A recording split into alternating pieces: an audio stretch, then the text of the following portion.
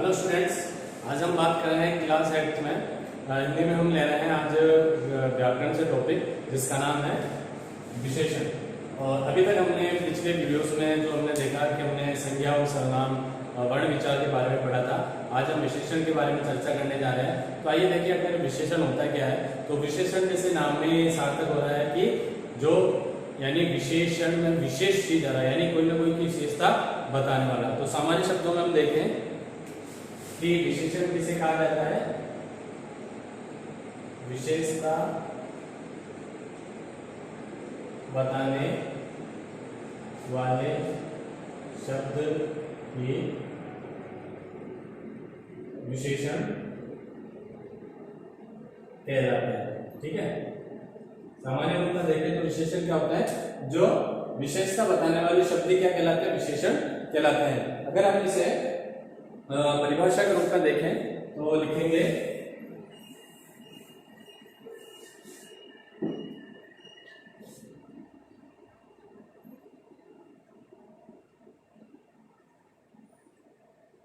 ठीक है, क्योंकि हमारे यहाँ बात करते हैं किसी परिभाषा किसी डेफिनेशन जो होती है सार्थक शब्दों के बारे में जब हम बात करते हैं तो उसी तरीके से उसकी परिभाषा को भी लिखा जाता है। तो देखिए इसकी परिभाषा कि जो शब्द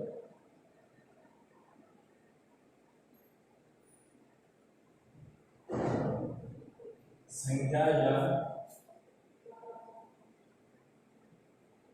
सर्वनाम की विशेषता बताते हैं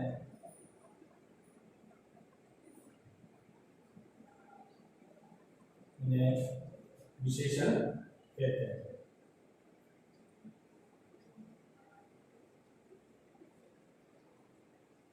ठीक है, कि अधिकतर देखते हैं हम कि किसी भी वाक्य में संदर्भ में हम बात करते हैं तो विशेषता किस चीज की बताई जाएगी कि या तो वह संज्ञा शब्द होगा या वह कई बार सार्वनामिक शब्द होगा। तो उनकी जो विशेषता बताते हैं उन्हें क्या कहा जाता है? विशेषण कहा जाता है। जैसे आगे देखें,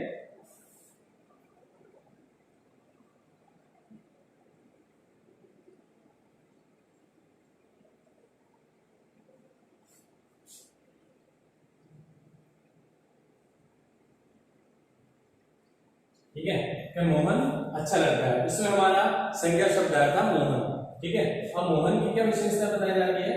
ठीक है, कि मोहन एक लड़का है, उसके जाति रूप को बता रहा है। तो यहाँ पे जो उसकी विशेषता बता रहा है वो है उसके लिए अच्छा है, कि मोहन कैसा लड़का है? मोहन अच्छा लड़का है। इसके बाद देखें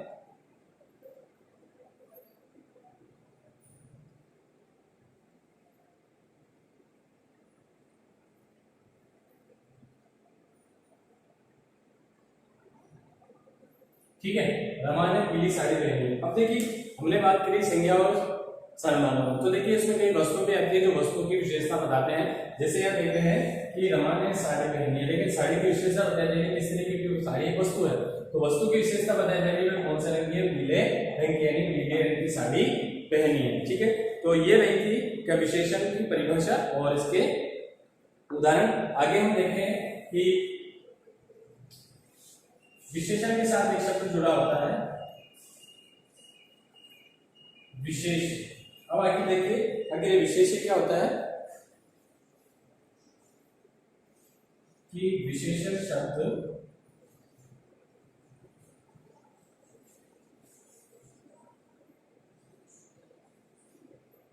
जिसकी विशेषता बताता है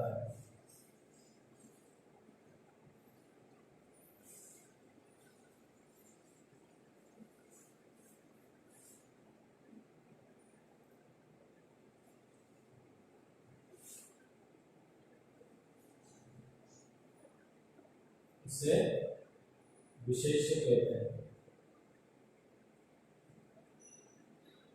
ठीक है, अब देखिए यहाँ पे विशेषण और विशेष्य दोनों अलग अलग चीजें। एक मत हो रहा है कि विशेषता बताते हैं, विशेषता बताने वाले शब्द अलग हो गए, लेकिन विशेष्य वो चीज है कि जिसकी विशेषता बताई जा रही है। तो देखो अभी तक हमारे दो सामने जो उदाहरण आए हैं कि हमने यहाँ पढ़ा था मोहन अच्छा लड़का है, रमा ने पीली साड़ी पहनी। अब देखो यहाँ पे विशेषता किसकी बताई जा रही है? ठीक है, तो बताने वाले शब्द थे ये अच्छा और पीली। ये क्या बताते हैं? विशेषण बताते हैं, विशेषता बताने थे लड़के की और साड़ी की। या बात करें इसकी मोहन की, तो देखिए हमें विशेष्य कौन हो गए?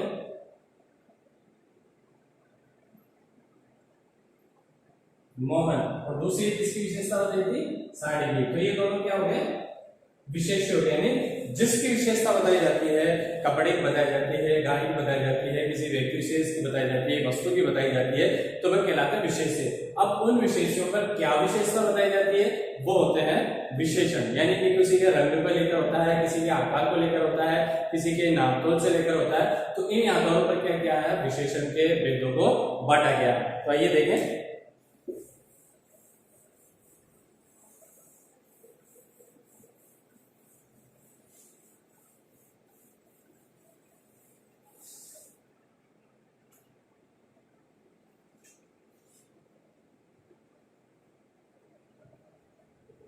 विशेषण के भेद, ठीक है। कितने भेद होते हैं विशेषण के?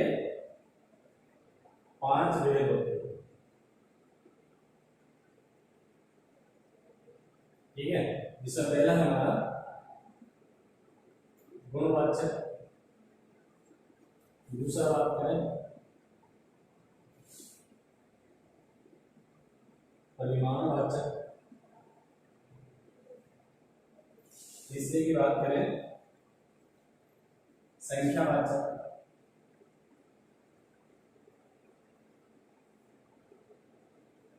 चौथे की बात करें सार्वनामिक विशेषण,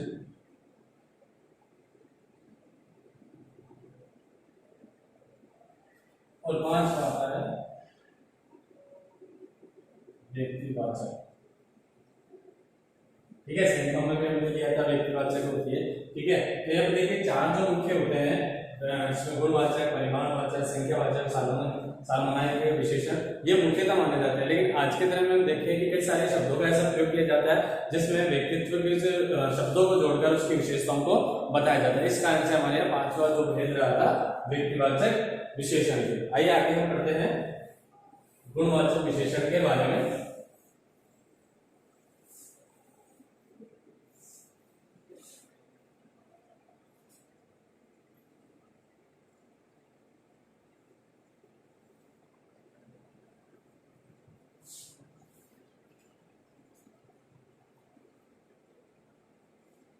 जो शब्द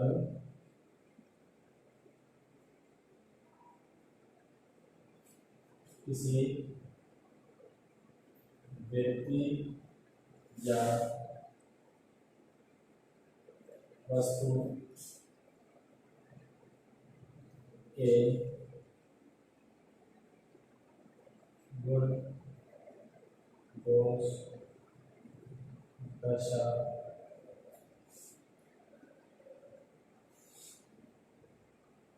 या गुण संबंधी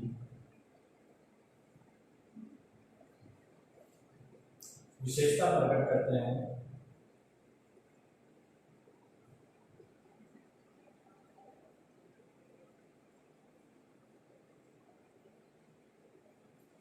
ये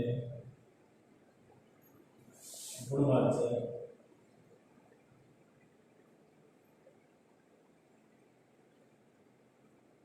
विशेषण कहते हैं।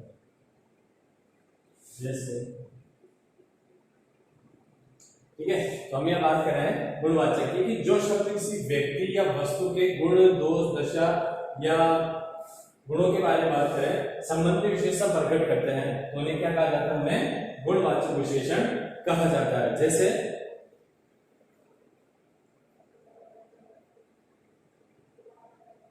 ये सुंदर गाय,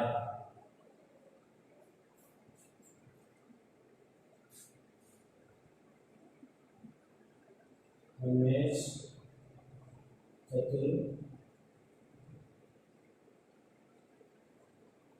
विद्यार्थी है, ठीक है। तो यहाँ पे देखिए उनके गुणों के बारे में इनके बताया गया है कि जो गाय है वह क्या है? सुंदर है, और जो रमेश है वह कैसा विद्यार्थी है? वह चतुर विद्यार्थी है। तो ये क्या कर रहा है? उनके गुणों का बखान कर रहा है। अगर मान लीजिए इसकी जगह हम उनके दोषों को प्रकट करते हैं कि वह बुरा है, ठीक है, वह बुरे रंग की है, तो यहाँ पे बुराइयों का भी वर्णन किया जा सकता है, तो वह किसमें? गुणवाचक विशेषण में आते हैं। आगे देखिए इसका दूसरा भेद,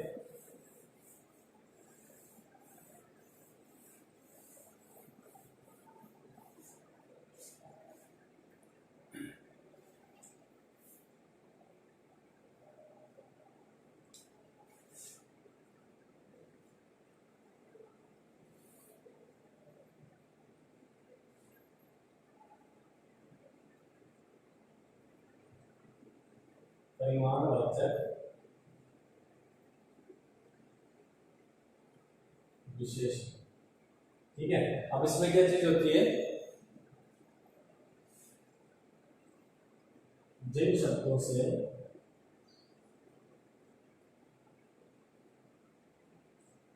संज्ञा या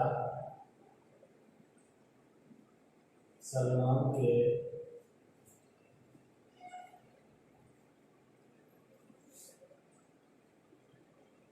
नामों संबंधी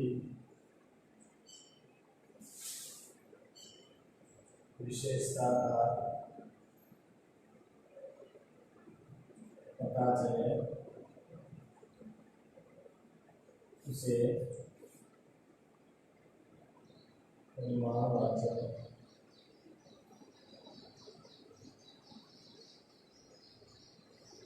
विशेषण कहते हैं। ठीक है, तो जिन शब्दों से संज्ञा या सर्वनाम के नामतोल संबंधी विशेषताओं का पता लगता है वह क्या कहलाता है, परिमाणवाचक विशेषण कहलाते हैं। जैसे आइए देखें कि इसमें भी जो होते हैं, इसकी भी दो एक बातें हैं, यानी दो भागों में इसको विभाजित किया जाता है। इसमें पहला है निश्चित परिमाणवाचक। ठीक है, इसमें क्या होगा, इसमें नापतोल संबंधी का निश्चित क्रम होता है, जैसे 5 किलो, 2 किलो, 1 लीटर। तो देखिए इसमें जो मात्रा है तो नापतोल किया जाता है, उनका एक निश्चित क्रम है, यानी जितने भी आप ले रहे हो उसको एक आधा जितना भी ले रहे हो तो उसमें इसकी मात्रा को निश्चित किया गया है, इसलिए इसको निश्चित। अब देखिए दूसरा भेद होगा इसका अनिश्चित।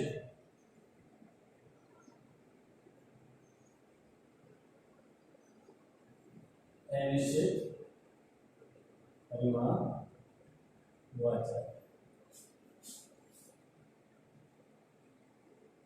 कई बार होते हैं जैसे थोड़ा दही, कुछ कपड़े, बहुत पानी। अब देखिए इसमें देखा गया है कि इसमें किसी की मात्रा का निश्चित नहीं है, यानी निश्चित नहीं है कि मात्रा क्या है, थोड़ा दे कितना हो सकता है, कितना भी हो सकता है, कुछ कपड़े में कुछ भी कपड़े हो सकते हैं। इसके बाद बहुत पानी में कई सारा पानी हो सकता है, यानी उसका कोई मात्रा, उसका कोई निश्चित क्रम नहीं है। इस कारण इस दो भागों में बांटा जाता है। आइए आगे देखते हैं इसके तीसरे भेद के बारे में।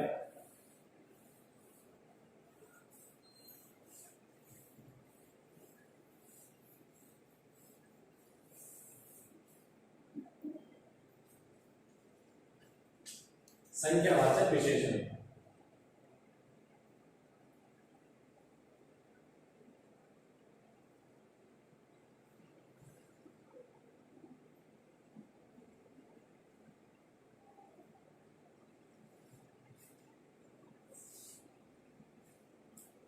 कि जो सर्वनाम शब्द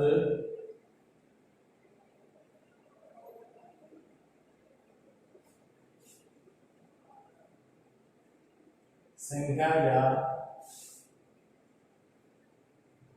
सर्वनाम की संख्या का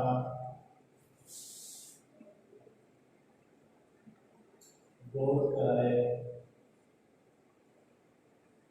उसे संख्यावाचक विशेषण कहते हैं।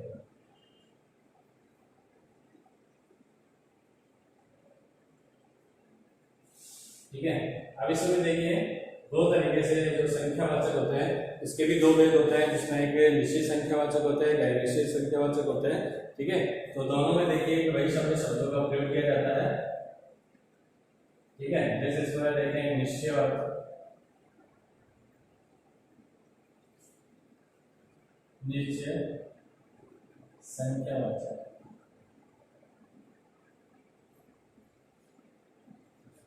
नाम देखें जैसे 2, 4, 5। ठीक है,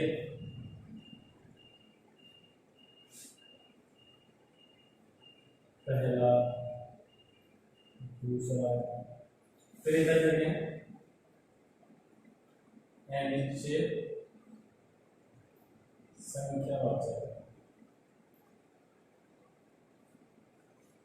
इसमें आएगा कुछ, थोड़ा, बहुत। तो ये अगर मानव संख्याओं के बारे में बताता है कि थोड़े नंबर से, कुछ नंबर से, कुछ जो चीजें होती हैं उनकी संख्या के बारे में बताते हैं, ठीक है, तो वहां पर ये बहुत इनका उपयोग किया जाता है। आगे देखिए इसके अगले भेद के बारे में।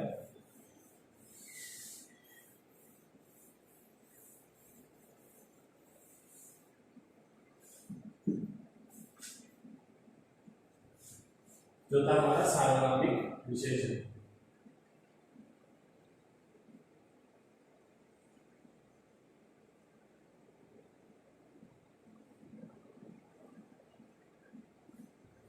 तो सार्वनामिक विशेषण में होगा जो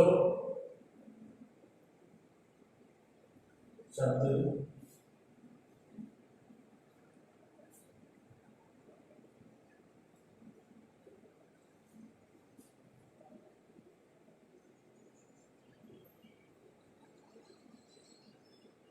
संख्या के विशेषण रूप में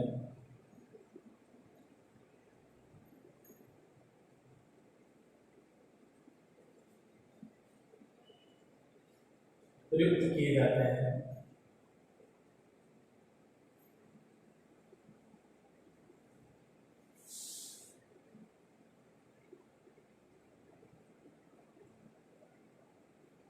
उन्हें सार्वनामिक विशेषण कहा जाता है।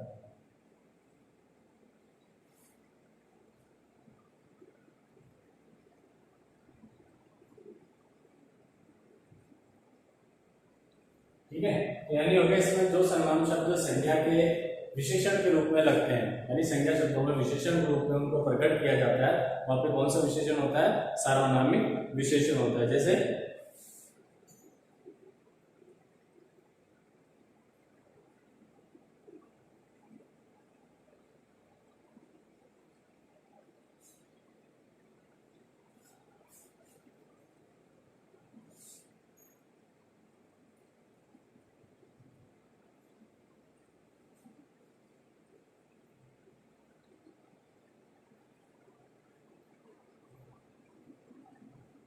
ठीक है, तो ये देखिए इसमें दोनों लड़का, ये दोनों क्या है?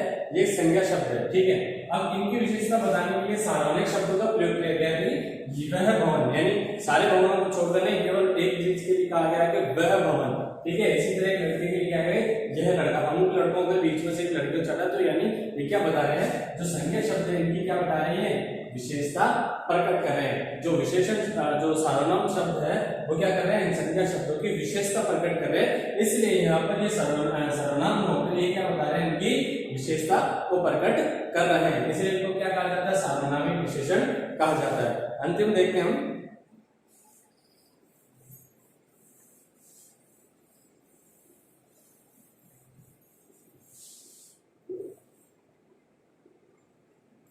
व्यक्तिवाचक विशेषण।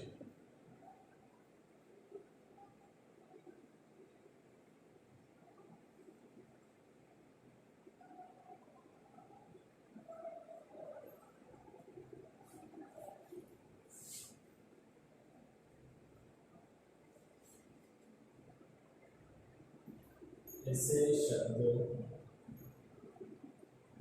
जो मूल रूप से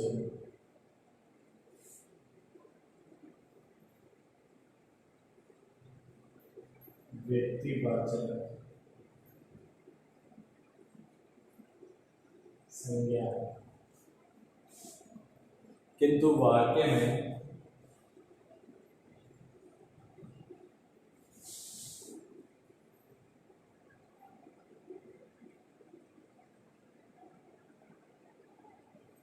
विशेषण का कार्य करते हैं, उन्हें व्यक्तिवाचक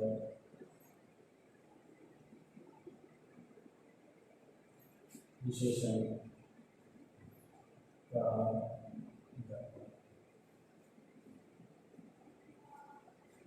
तो क्या चीज देख रहे हम कि ऐसे शब्द जो मूल रूप से क्या होते हैं व्यक्तिवाचक संज्ञा होता है, किंतु वे क्या करते हैं वे वाक्य में विशेषण का कार्य कर रहे हैं। होते तो वे संज्ञा शब्द है, व्यक्तिवाचक संज्ञा होते हैं, लेकिन जब उनको वाक्य पढ़ते हैं तो क्या करते हैं कि वे विशेषण का काम करते हैं, इसलिए उन्हें क्या कहा जाता है, इसलिए उनको व्यक्तिवाचक विशेषण कहा जाता है। ठीक है, जैसे आपके उदाहरण होते हैं, जैसे आपको कई ऐसे वस्तुएं होती है जिनको शहर के नाम से जाना जाता है, जैसे बनारसी साड़ी,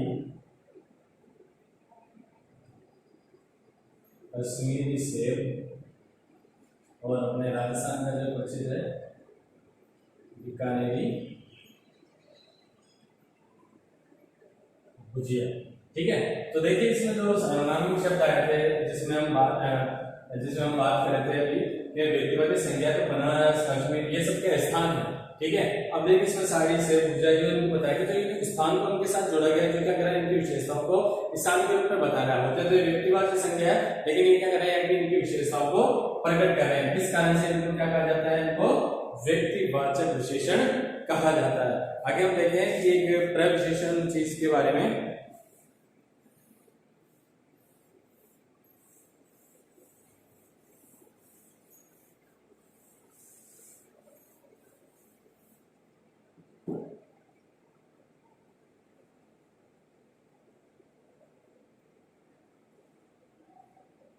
ठीक है, प्रविशेषण क्या होता है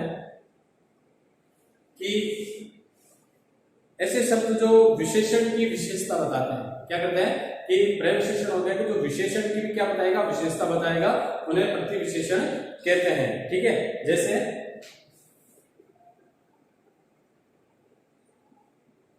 मेहनती, हम किसी के लिए वो शब्द किसी व्यक्ति विशेष के लिए करते हैं कि मोहन तो क्या है, बहुत मेहनती लड़का है। ठीक है, तो अब देखिए मोहन की विशेषता बताइए क्या है, मेहनती है। एक के साथ अगर हम मोहन जोड़ दें और एक शब्द जोड़ दें कि मोहन क्या है, बहुत मेहनती व्यक्ति है, तो देखिए इसमें क्या कर रहा है, विशेषण तो हमारे पास पहले भी था, मेहनती इसकी विशेषता बता रहा था, लेकिन इसके साथ प्रतिविशेषण जोड़ने से क्या, प्रविशेषण जोड़ने से क्या हो गया, बहुत मेहनती हो गया। तो ये जो बहुत जुड़ा है इसके साथ ये क्या करेगा, विशेषण की विशेषताओं को प्रकट करता है। तो देखिए जैसे इसमें कई बार जो होते हैं